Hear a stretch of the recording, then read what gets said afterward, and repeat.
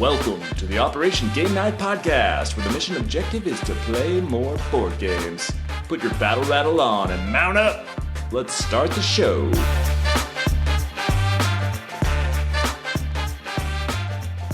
Welcome to the Operation Game Night podcast, where we celebrate Festivus year-round.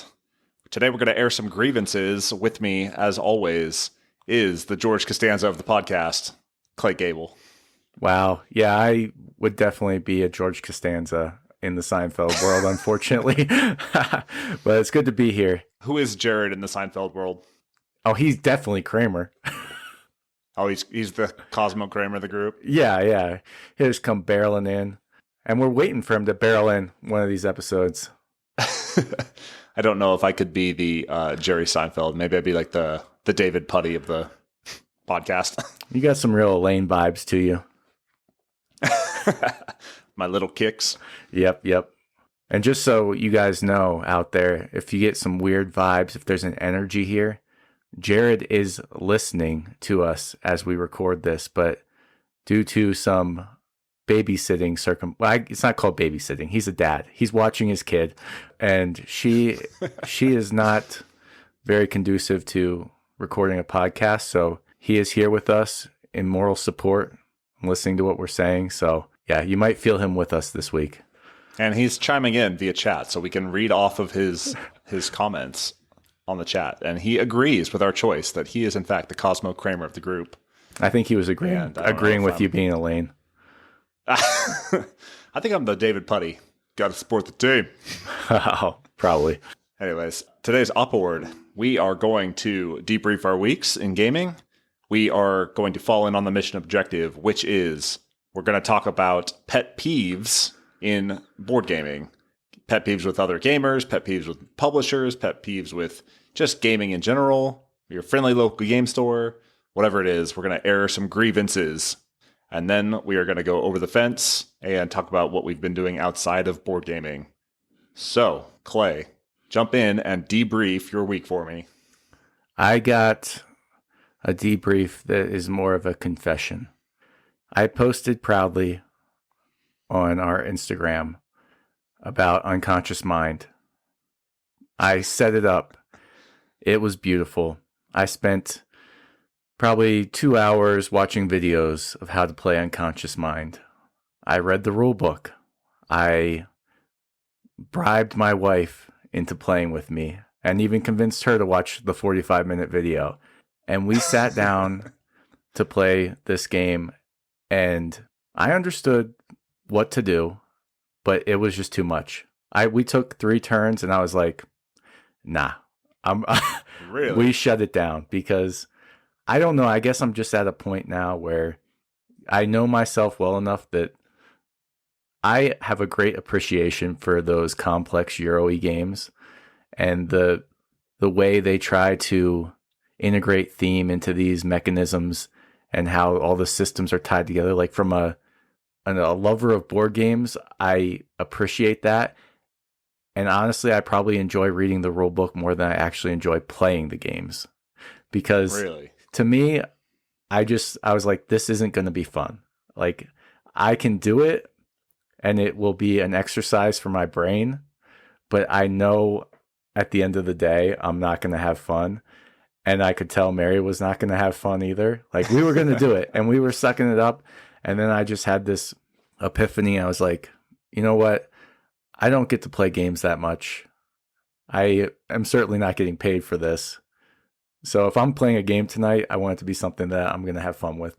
So we packed it up. That'll be shipped out to you shortly, Travis. And oh man. And we played Lord of the Rings Duel for Middle-earth instead, which was fun. But yes, Unconscious Mind, like obviously I didn't play it, so everything I'm saying is just my own personal gaming taste changing, that I don't feel the need to subject myself to those levels of complexity anymore. Yeah. I think I'm more secure in my status as a gamer, that I don't need to go out and prove that I can grok the rules of a complex Euro like that anymore. And again, yeah, awesome game. Like, Fantasia Productions, like, Beautiful game. I had a blast. I'm not kidding you. I had a blast setting the game up and like looking at all the components and seeing all the things set up. The dream cards, the art by Andrew Bosley, Vincent Dutrait. Like the production is beautiful. Man, the theme they put into this was so impressive that they did that. But at the end of the day, I just got to be real with myself. And I was 2 turns in. I was just looking at the board. I'm like, there's just too much. Do I go to the city and do one of 8 different actions at the city, or do I, try and treat my clients? For some reason, there's like 8 different cards on your client to treat them, and yeah, it's just so much. And I appreciate it. It all had a place, but I don't know that those type of games are for me anymore. Maybe I can have one game like that I know really well and I can keep playing. And we do have a question in the chat from Jared. With a different group, would you play it? I would play any game with the right group. So if I was playing with Travis and he knew the rules and was raring to go, I would be down to play Unconscious Minds, and I would probably have a good time because I like doing that. But I knew it was going to be an uphill battle with Mary and my first time playing it. And it seemed like the right move to just quit. Well, I'm sorry it fell flat.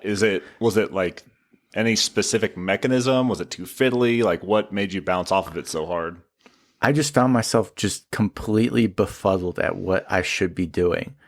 Like I knew what I could do, and I was like, what should I be doing right now? I just looked at the meeting table. I was like, okay, I understand all these icons.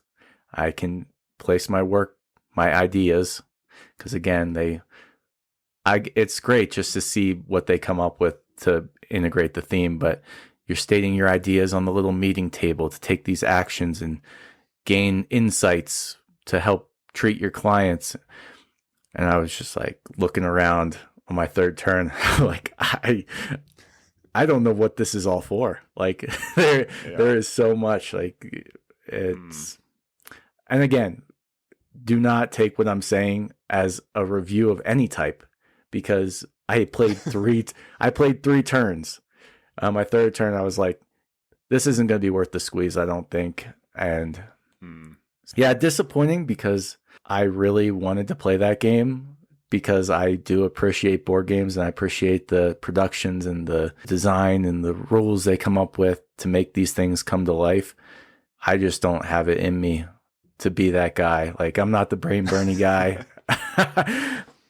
So maybe Feast for Odin will be my more complicated Euro that I keep around, but I certainly do not need to be stacking my shelves with these type of games, because the amount of rules that are in them, like unless you're playing them all the time, you're never going to remember them, and it's going to be such a hassle to get it back out and try and play it. So yeah, that was an epiphany for me.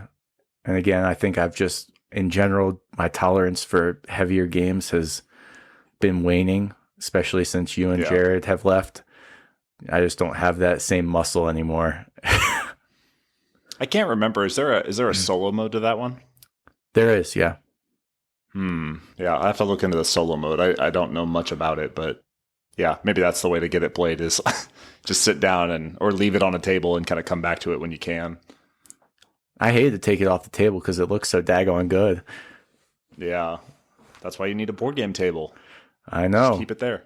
Shout out to board game tables. But yeah, that's my sort of debrief item number 1, is that I failed miserably as a podcaster in not getting a solid play of Unconscious Minds and to provide our listener with a well thought out opinion.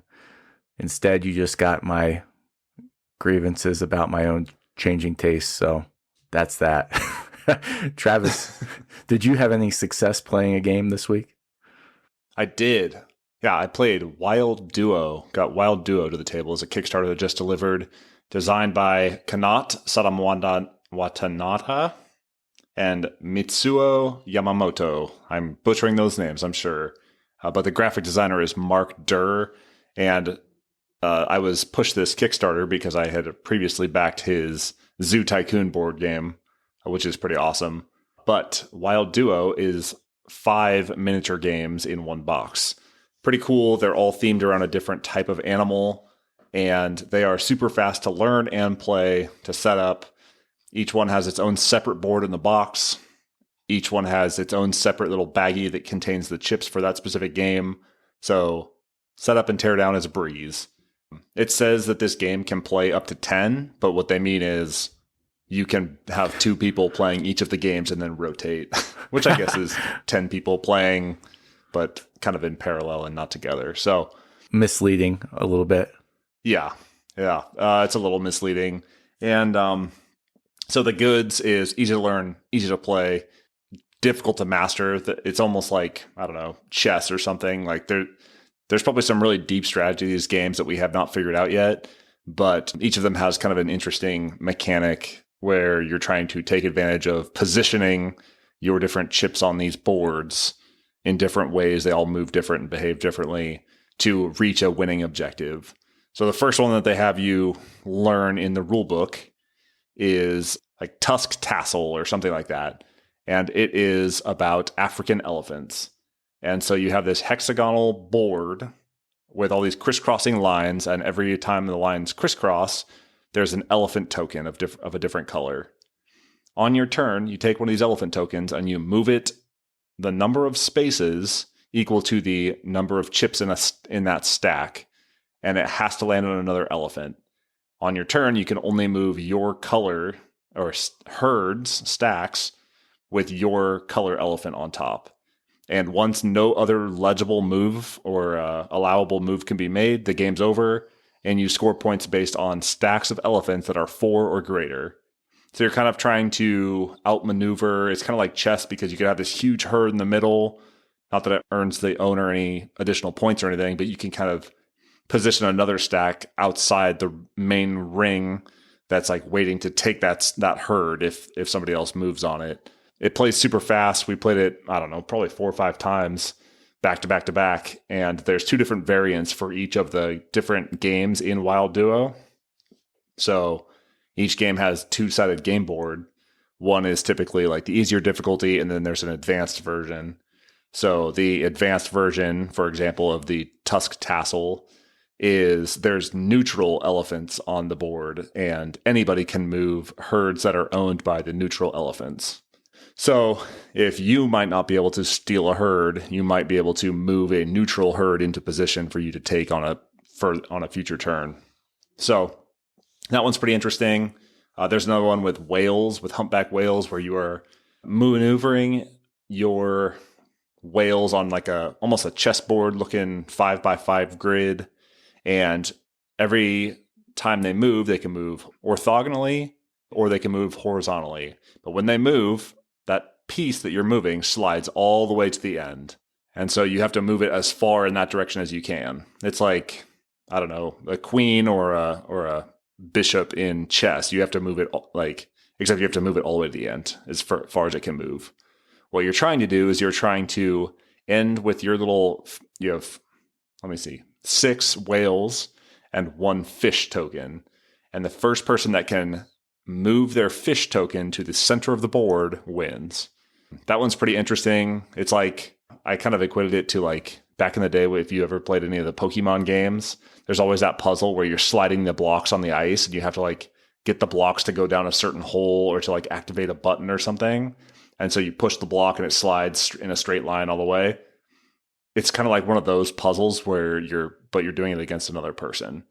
So that one was kind of interesting. And then the other one that we got played was one about sea lions. And I can't remember what that one is called, but you are trying to move sea lions around an island to corner one of the opponent's female lions. You're trying to pin down one of their sea lions in a square so that at the start of their next turn, their sea lion cannot move. And once you do that, you win. And it's pretty interesting because you have this kind of like round island and these different tracks that are drawn around the island. And you can move your sea lion along these lines any number of space that you want, but a minimum of 1. And once the opponent cannot move their sea line at the beginning of their next turn, that's when the game is over and you win. So pretty quick to learn. We haven't played all of them yet, but if you liked Kelp and you need something even faster than that to get to the table, this is not quite as asymmetric. In fact, it's not asymmetric at all, but this is super easy to learn, super easy to teach, easy to get to the table. It's a good game that is super light and a good filler game. If you maybe have a couple of extra people that are strap hangers at a game night and need something else to play in the corner while something heavier is going on, or they're waiting for the next game to start or something like that, this is a great filler game for that. So that is Wild Duo, and that was published this year by Treacer Games.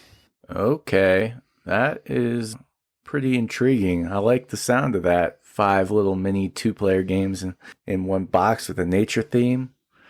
You definitely piqued my interest. The other cool thing that I will mention, the rulebook is not translated very well. I don't know the original language. I think it's Korean originally. But at the end of each of these sections, because the games are themed around these different animals, it has this whole page spread about that specific animal and kind of like their behavioral habits and habitat and all this type of stuff. So you can kind of learn a little bit as you play. And the mechanics that the game is based off of is based on real life behaviors of the animals. So like the African elephants, they will join together into herds and then split apart into herds, depending on scarcity of resources or vulnerabilities of the herd. And so the whole point is that you are building these herds back up from being separated. So it's kind of a cool way to introduce people to some zoology lessons and get a little taste for these different types of animals. So if you have an animal lover in your life that needs quick games or like simple to learn games, Wild Duo is a solid option. I dig it. So for an actual game I did play this week and didn't quit on, Mary and I played Unlock Short Adventures, Doo-aren Dungeon. So if you're not familiar with Unlock, they're basically just a deck of cards that lead you through this adventure game. I used to kind of equate it to an escape room, but I feel like they've kind of evolved past that it doesn't feel like you're just trying to get out of a room. They really do a great job of like setting you in a scenario and you're looking around. Sure, there's some escape roomy elements, but you're really trying to solve puzzles and figure out what the next thing you need to do is to get to the end of the scenario. I am personally a fan of the short adventures. They're supposed to be 30 minutes. And that's mainly because I am not that good at these type of games. I'm not that good at many type of games, but particularly these Unlock games, sometimes the stuff they come up with is pretty out there. And when we're doing the long ones, it feels like a lot of times I'm just watching Mary solve a problem, and I'm just sitting there like, okay, sounds good. So I like the shorter ones. It feels more appropriate to me as a shorter game, but yeah, it's super cool the system they have. There's like these cards that you get items, and they'll have like half of a red puzzle piece in the top left corner. And there are other cards that have blue puzzle pieces. And so if you have 2 items and you're like, oh, what would happen if I combined the arrow I found over here with this bow I have, and one's red and one's blue, you can put them together, and then you add the numbers of the cards, and that tells you to reveal a new card. And so then you go and, you flip open the card that had the number combined, and if it was what you were supposed to do, it'll show you like a new scene, or it'll be like, oh, you shot the dragon, and here's what happened. And if it was something you weren't supposed to do, then it'll like tell you to push a penalty button on the app.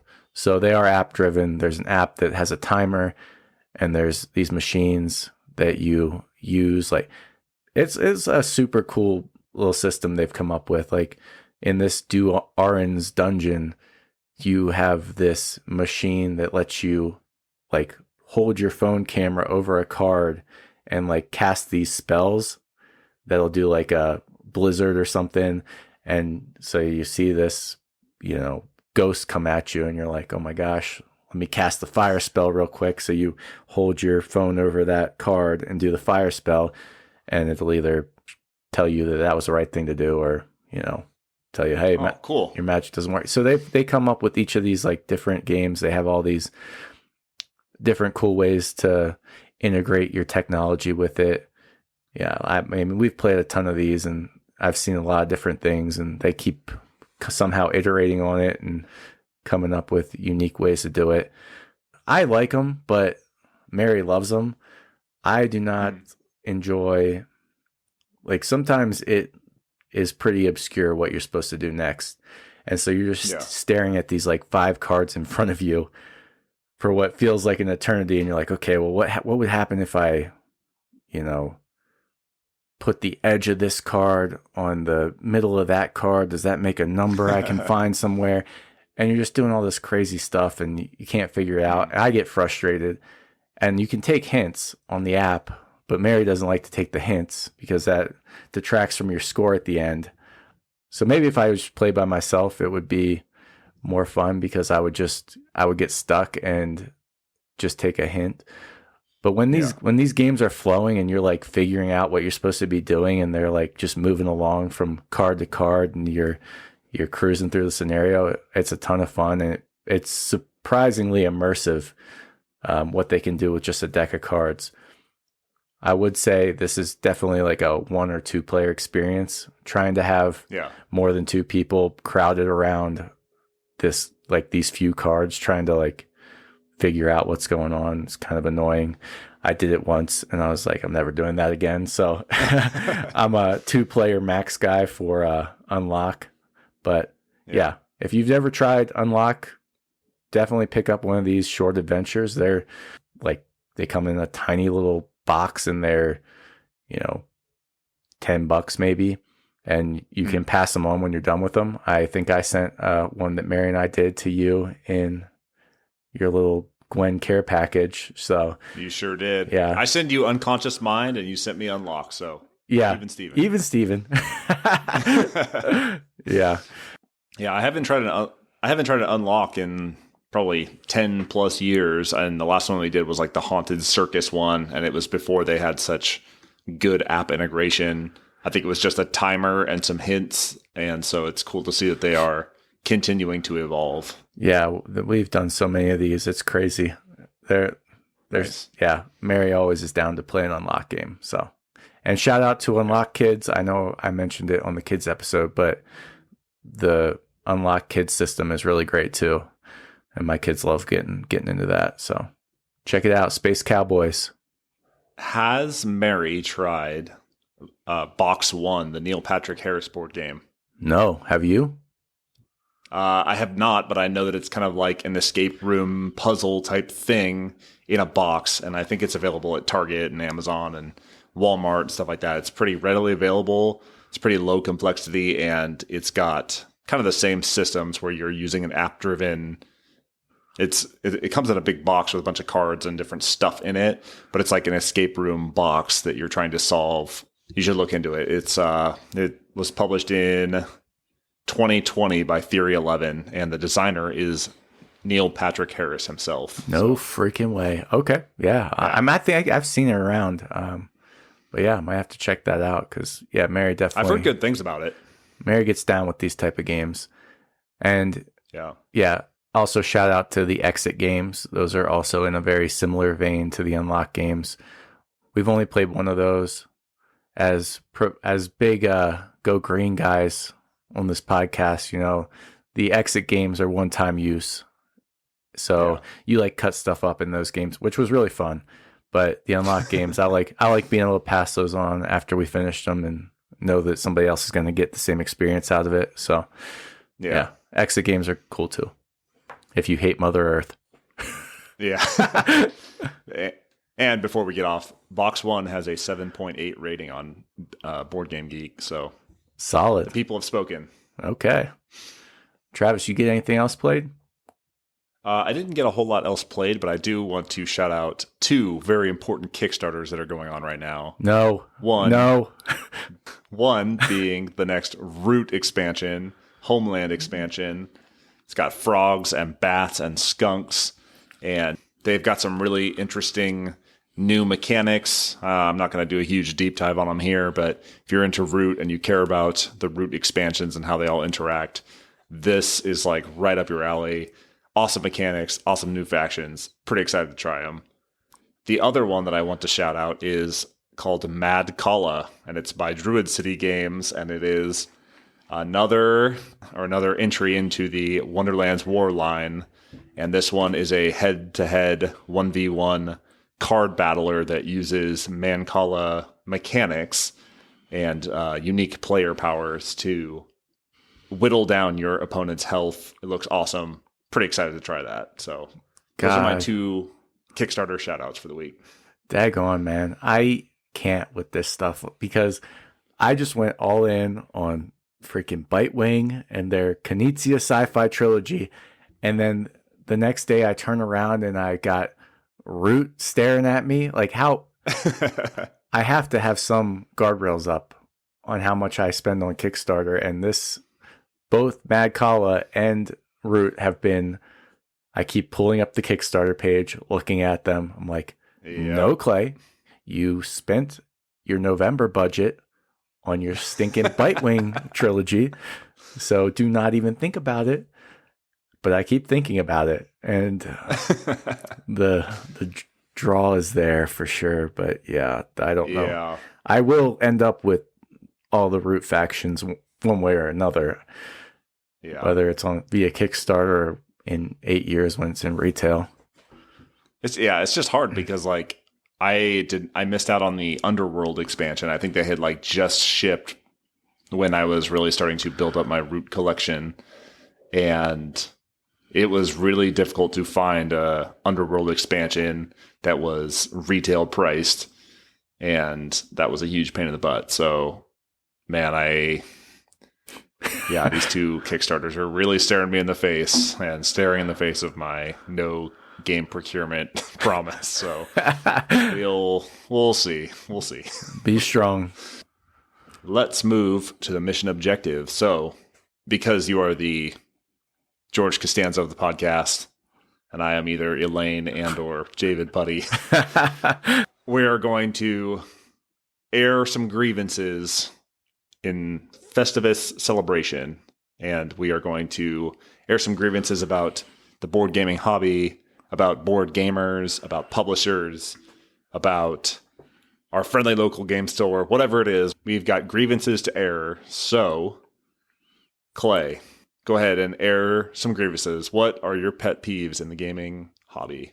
Before I start, I just want to say, if you're somebody I've gamed with and you feel attacked by something I'm saying, just know these are minor pet peeves. Obviously, all the pros of getting to the table with individuals that may have some things that get under my skin outweigh these pet peeves. And in general, all of these things are obviously trivial compared to the massive enjoyment I get from the board game hobby. But it is good to have a little whining sesh every once in a while.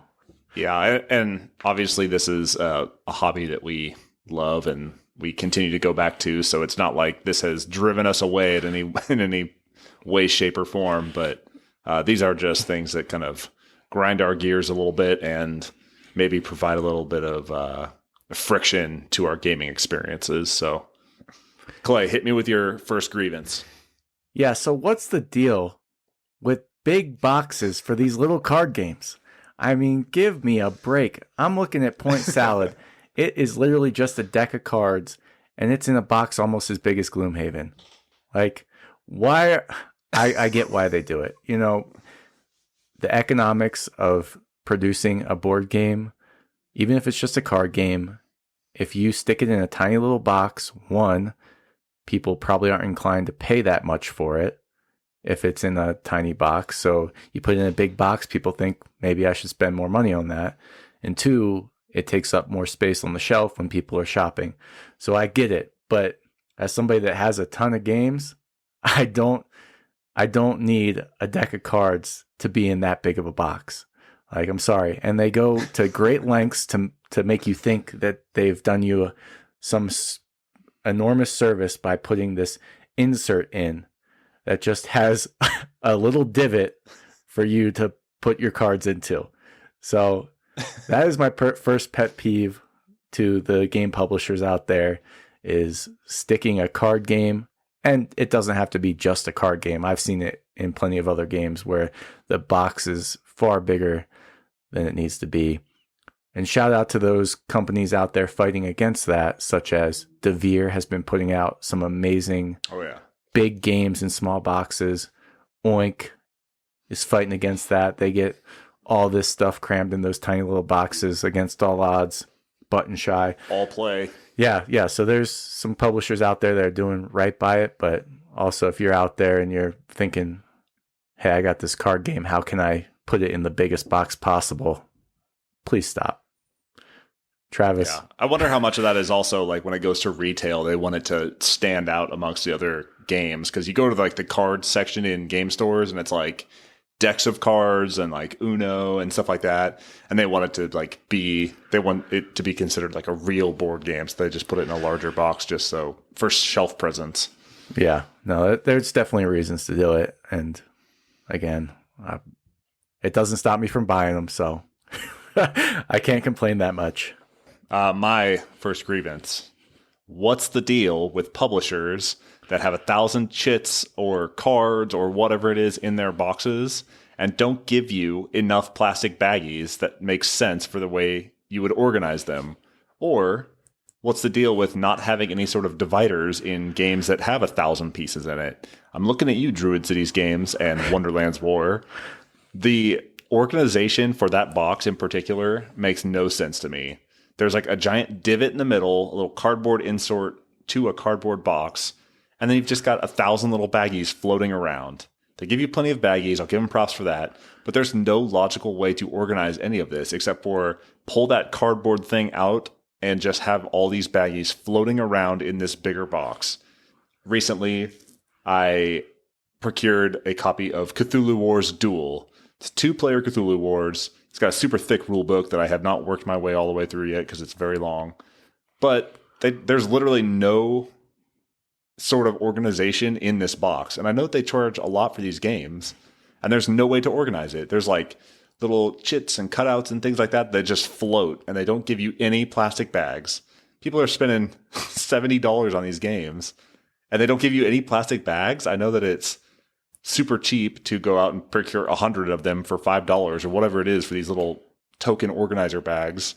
But man, that really grinds my gears. So what is the deal with publishers not putting a simple plastic bag in there to organize stuff, or any sort of logical way to organize the little bits and bobs that go into board games?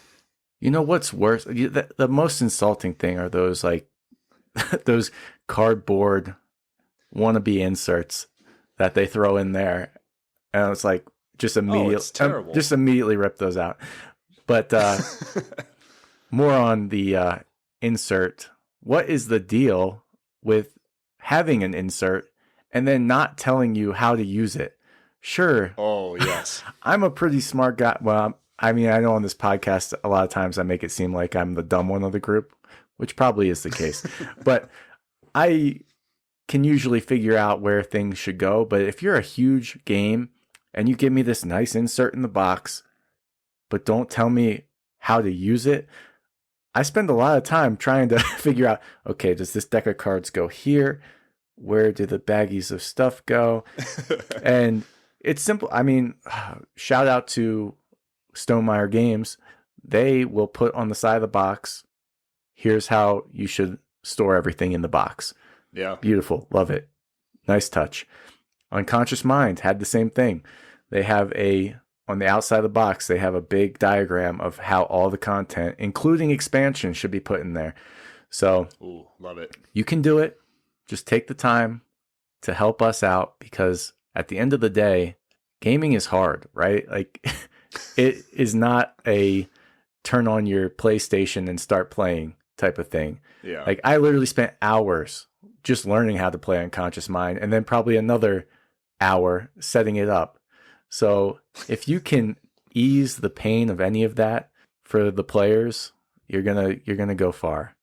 And there's plenty of people out there that have recognized the gap in this for a lot of games and will sell you these nice inserts on Etsy. Like I have a beautiful one for Feast for Odin. Like without that, I don't think I'd ever want to even open that box, because there's just so much with Feast for Odin, all the tiles and things, and with the expansion, that I had to go out of pocket, pay $50 for a organizer. So you don't have to go crazy with it. Just, at bare minimum, give them the plastic baggies, right, Travis? Oh, yeah. Give them the plastic baggies, give them the organizer, and then show them how to use it. Speaking of organizers, have you moved your ARCs box into the Blighted Reach campaign box? I know that it fits the core box as well.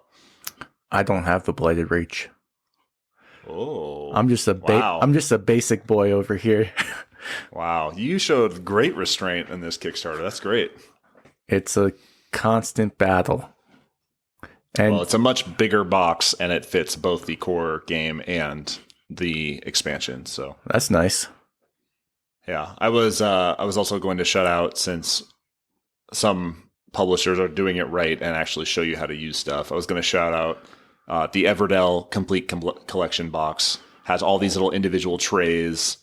You've got your Dwellings of Everdale. Don't they have nice organizers that all just pop out and you just take the lid off and go? It's amazing, Travis. Those, yeah, all your player pieces are in this nice little game tray, and you just pop the top off and you're ready to go. It's beautiful. It's so satisfying. Yeah. Well, I lost track of whose grievance that was. I kind of piggybacked off of yours. That's okay. I'll go.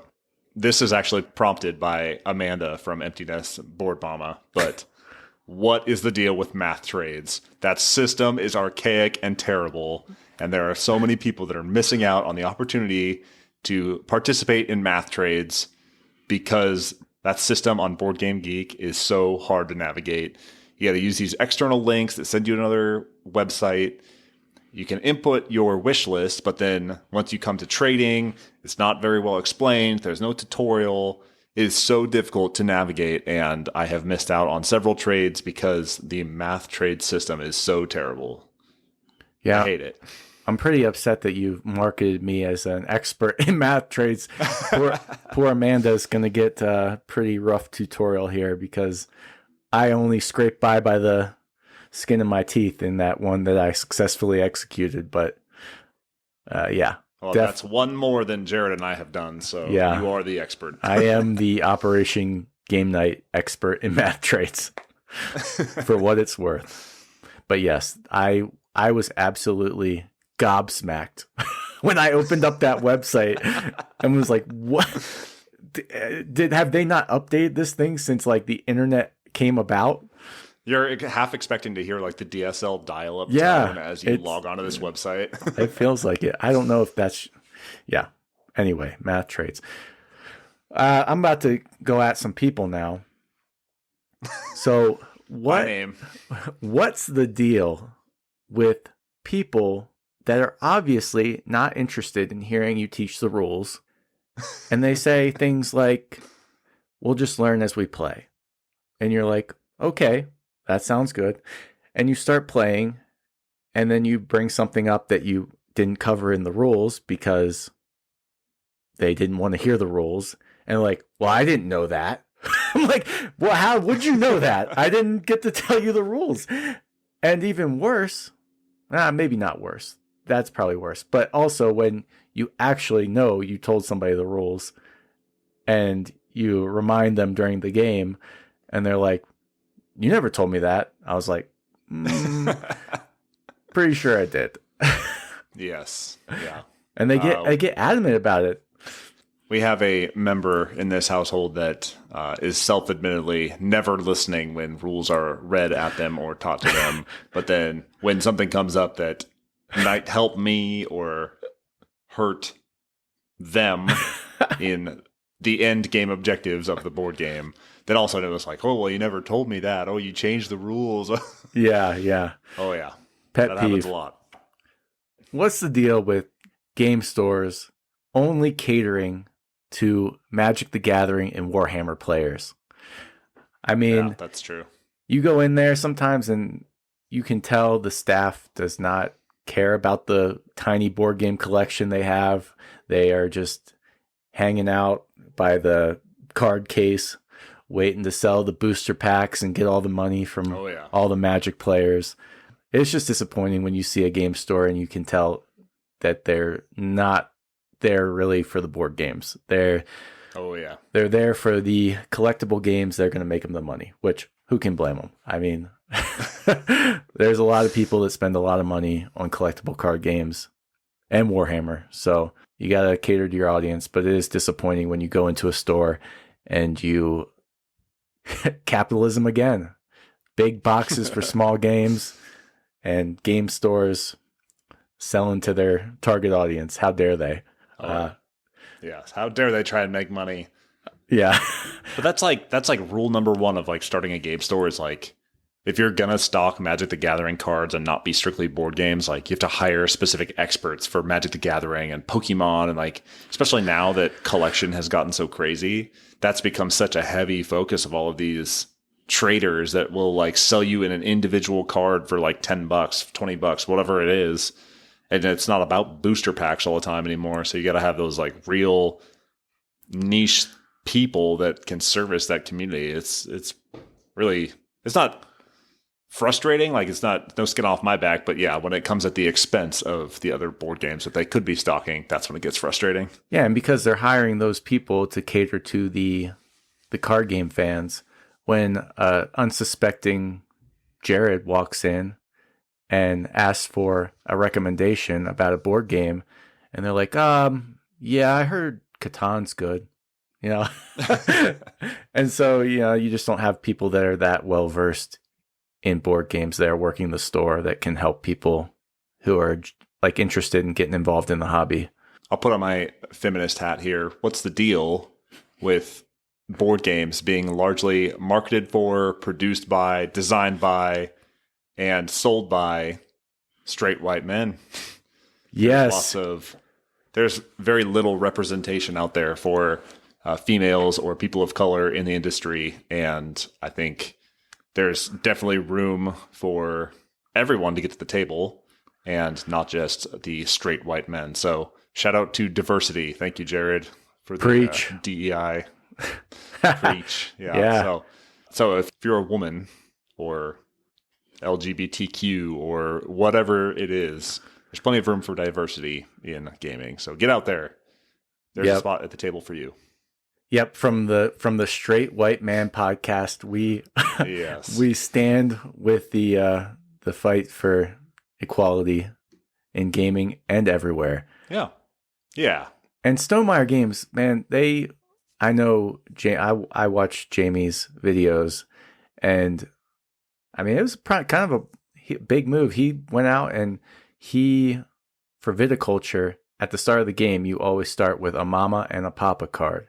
And he went out of his way to, when they sold the Viticulture World expansion, they put blue mama cards and pink papa cards in there. So you could start with 2 papas and 2 mamas, just to show that a family doesn't always have to be a mom and a dad. So yeah, there's definitely, we're moving in the right direction as a society and as a board game hobby. So that's good to see. Yeah. And I know, speaking of Everdell, when they sold their big box collection, I know that they changed some verbiage where it's not man and wife with the little mice creatures that are married to one another that earn you points when you pair them up. They changed them to like, I don't know, boy mouse, girl mouse, or I don't know what it is, but it's not husband and wife anymore. I know that they changed it for inclusion purposes. So yeah, shout out to inclusion and diversity in games. Yeah. I mean, we said, what's the deal with it? And then we talked about all the good things going on, but there are still plenty. There's still plenty out there. Drastically underrepresented. Yeah. All right. Well, it's going to be hard to follow up that social justice movement, but what's the deal with publishers putting unrealistic player counts on the box? For me, it's fine. I know to go to Board Game Geek and it'll tell you what it plays best at. But if you're telling me on the box that I can play some social deduction game with 2 players, sure I can. But should I? Will that be a good experience for somebody that picked up this game out of a recommendation? They're like, it says it plays 2 players. And so they sit down and play it and they're like, well, that wasn't very fun. Just because it can be played at a player count doesn't mean it should be. And I think all games should put a best at player count on the box.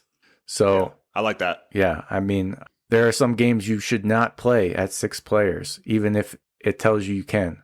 And now I'm gonna go back and stab at Stonemaier Games a little bit because they put on viticulture that you can play with maybe 6 players. Oh my God.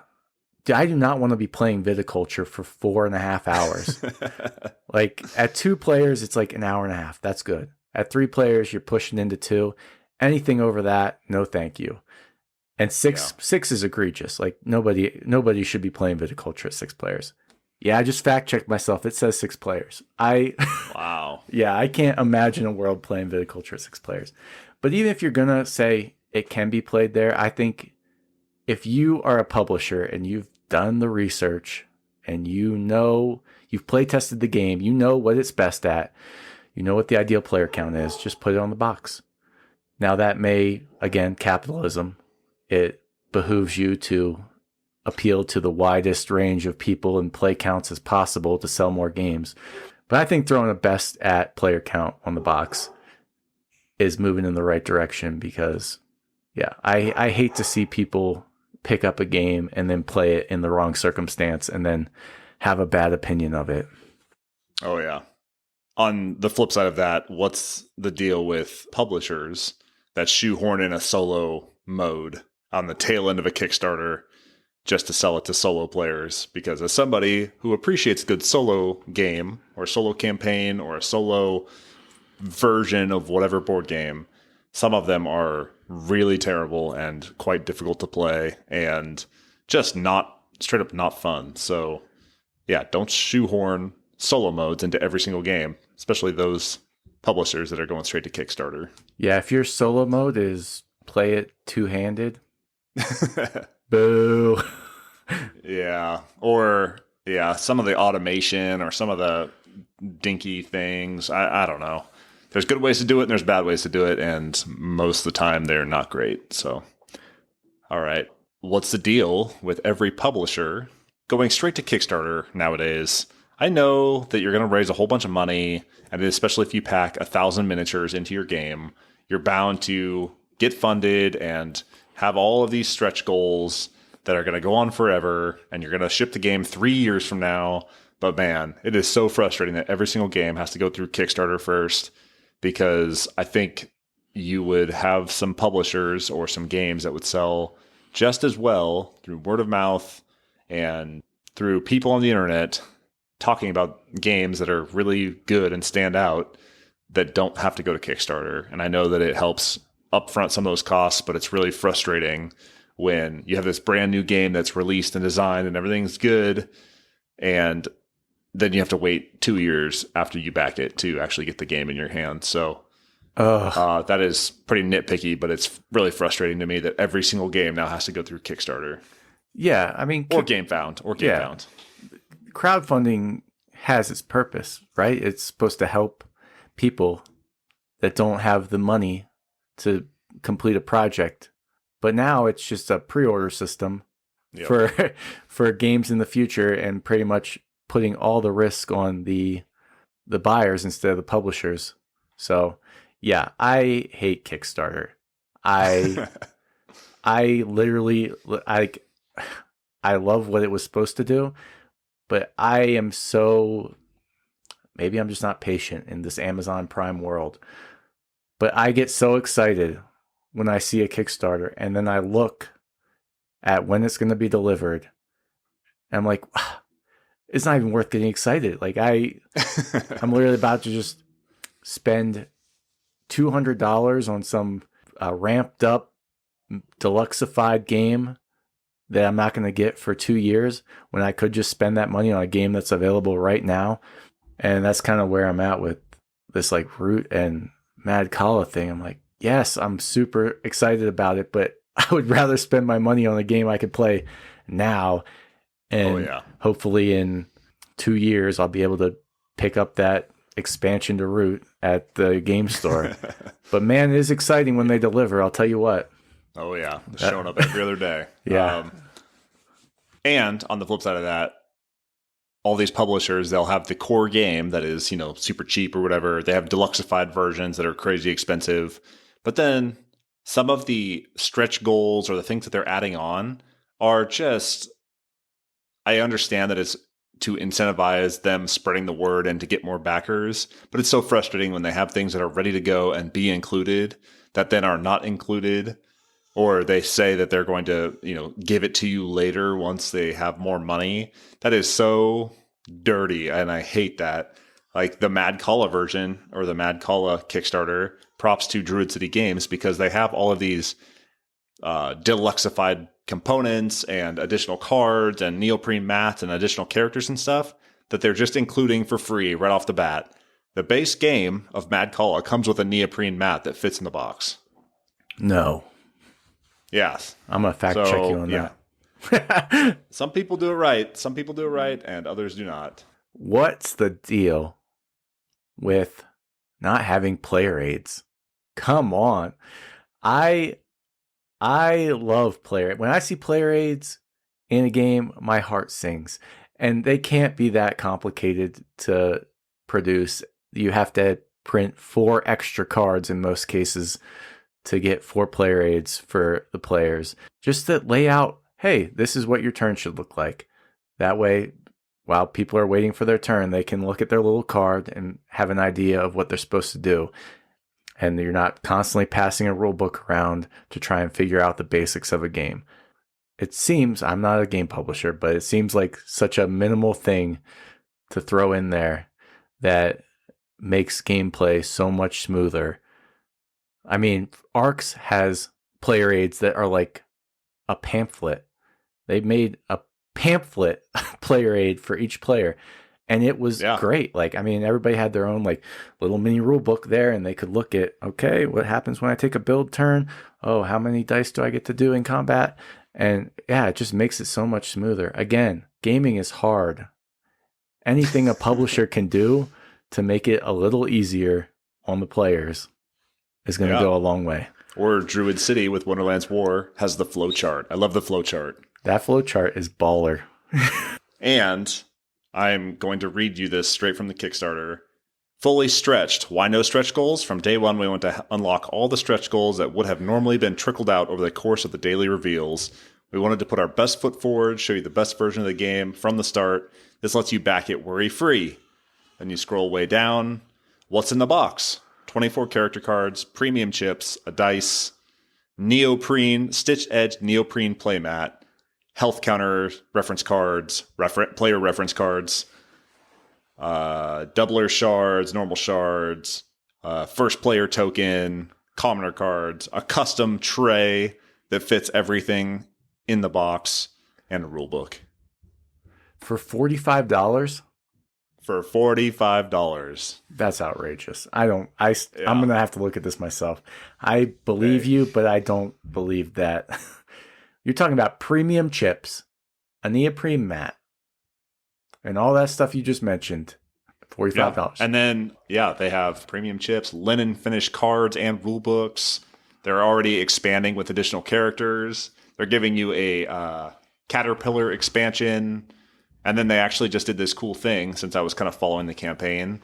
They were having people vote on additional characters that you can play as. So I think they're going to do the White Queen, and then I know that Tweedledee and Tweedledum as playable characters were leading the charge at the moment, but I'm not sure where they ended up. I think we're at time for our airing of grievances.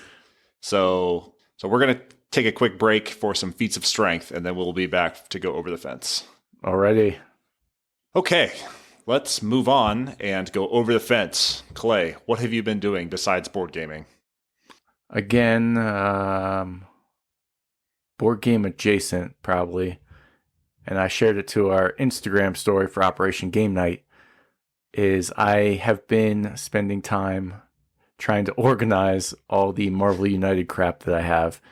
And yeah, I got a big card case holder. I don't know what you call them, but like what you store baseball cards in or something, and got a bunch of dividers to try and make it a little easier to get the player you want. and then in that same vein, I wanted to also reduce the amount of boxes. Granted, I only have the Multiverse Kickstarter, but that came with, I don't know, probably 10 boxes.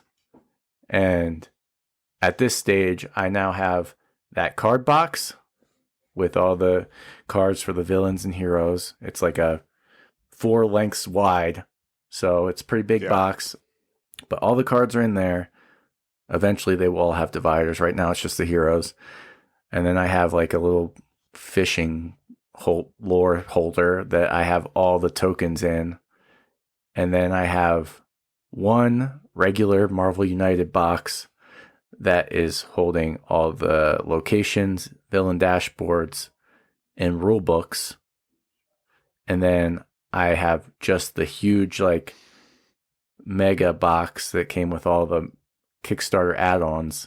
And it looks like a 2-year-old did it. But I created all these like little compartments and layers with tissue boxes and different cardboard from around the house, so that I could stack in these like different trays, so all the minis fit in that one box, which is amazing. Even some of the big ones, like the Goliath mini is big, and the Moon Girl and Dino mini is big. Moon Girl and T-Rex. Yeah. So yeah, that's what I've been doing, is trying to organize that. I succeeded in minimizing the amount of boxes, but I don't know that I have improved my time to get it played, because it's still to try and find a mini that I want in that huge box, even with the compartments that I made for it, is daunting. So I might have to actually go through and label each of the little compartments I made with what minis are in there. So that way you can just kind of get glance and see, okay, in this tissue box, there's all the ones from War Kings and, whatever expansions. But yeah, that was quite the project and is still ongoing. But I am pleased that I reduced down from like 15 Marvel United boxes, including the ones I had before the Marvel United the Multiverse Kickstarter, into like 3 boxes. That's pretty impressive. What are you going to do with all the empty boxes? I throw them away. Oh, just toss them. Go green. You're not going to like hang them on the wall? I've already gotten away with my fair share of board game decor in the house. Fair enough. Yeah, I kind of want to do something similar with Unmasked, because I have so many of those boxes. They're taking up like 2 cubes in my Calyx. And I just want to consolidate them down in a clean way. And back in the day, who does that? Restoration Games? Yeah. Yeah, they launched like a battle cube type thing that fits the heroes and the cards nicely. And the cube is like kind of see-through on the front, so you can see what hero you're looking at. Stores the cards behind. It's really nice and clean. Yeah. But they only did that once, and it has never come back. And the third-party ones are rather expensive. So eventually I want to invest in something that can store those nicely, or I'll 3D print something. Yeah, the amount of money I spent on the organization for Marvel United is like $10. The card dividers were super cheap. That card holder was super cheap. And then literally just taking empty tissue boxes and Amazon box trash and making compartments. So it certainly is not great, but it was economical. Yeah. That's what I have all of my Marvel United in, is a card holder just like that. Yeah.